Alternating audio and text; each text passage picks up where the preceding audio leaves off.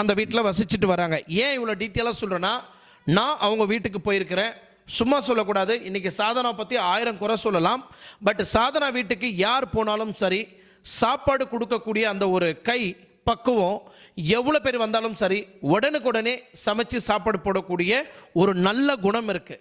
ஒரு கெட்ட இடத்துலையும் ஒரு நல்ல குணம் இருக்கும் அப்படின்னு சொல்லுவாங்க. அந்த விஷயத்தில் சும்மா சொல்லக்கூடாது. ஏன்னா 2018 நான் பர்சனலாக சோஷியல் மீடியாவுக்கே அவங்க அறிமுகம் ஆகாத ஒரு தருணம்.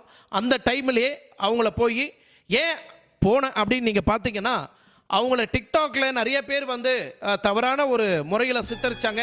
அவங்க அழுதுகிட்டு வீடியோ போட்டு ரொம்ப மான மரியாதைலாம் போயிடுச்சு அப்படின்னு ரொம்ப வேதனைப்பட்டுட்டு இருந்தாங்க.